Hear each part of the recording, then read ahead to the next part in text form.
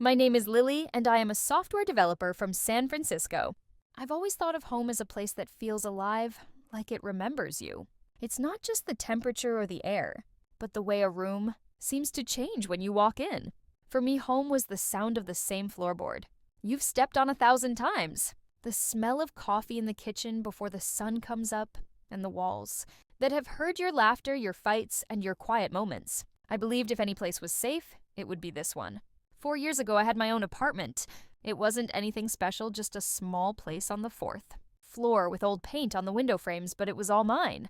The mornings were nice there with light filling my desk while I worked. My life was simple and predictable with a steady job. Then I got a phone call.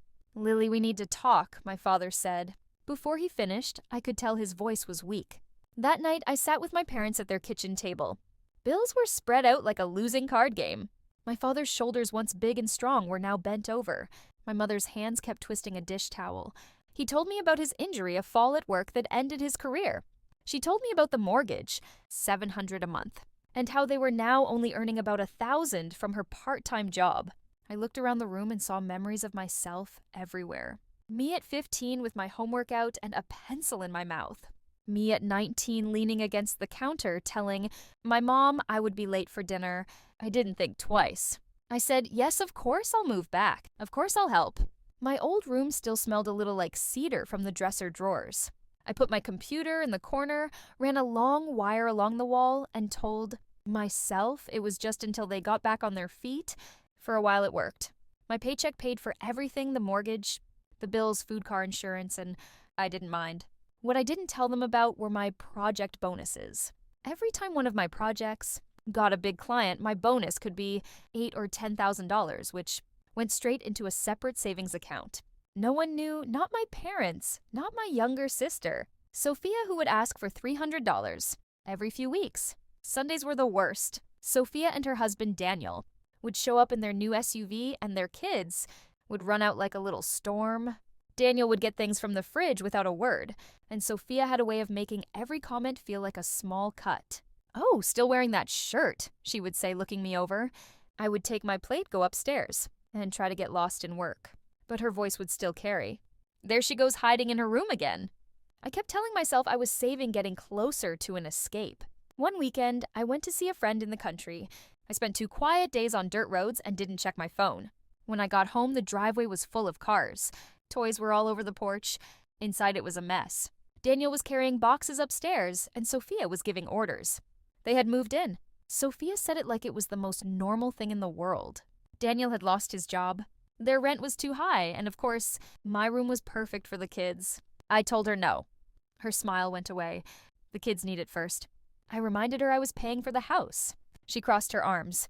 "That doesn't give you the right to keep a bedroom for yourself." From that moment on, things got worse. My work calls were full of background. Noise of running feet slamming, doors and shouting over toys. I asked Daniel to keep the kids quieter. He just shrugged. "They're just being kids." One afternoon, I came home to find no internet. I checked my room and found the internet wire cut in half. I brought it downstairs. "Who did this?" Sophia laughed.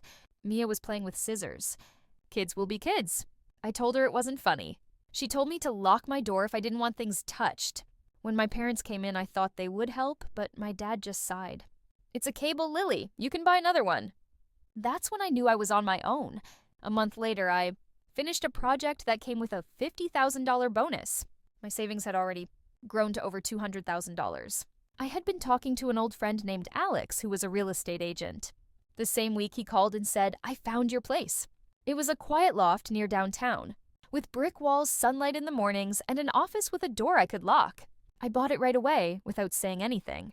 Then my boss sent me to a 2-week meeting in Chicago. I left without much of an explanation. I didn't hear from them the whole time. When I came back, my things were on the front lawn. Trash bags were full of my clothes and books. Sophia was standing in the doorway and said they had made my room into a playroom. She said the basement was all ready for me. She smiled a little. "If you don't like it, you can find your own place." I smiled back. "You're right, I will." They weren't ready for that. No yelling, no begging, just me already almost gone. The movers I had hired were at the house in a few hours. By night, I was unlocking the door to my new loft. Silence was there to meet me. No voices through the walls. No footsteps above me. Just quiet. That night, I blocked every number and stopped every payment I had been making. The mortgage, the bills, all of it. Now I wake up to the sound of coffee dripping into the pot. I sit at a desk no one touches. I sleep without being woken up by noise. And I have learned something new. Silence isn't empty. It's full of your own voice, your own space, and your own life.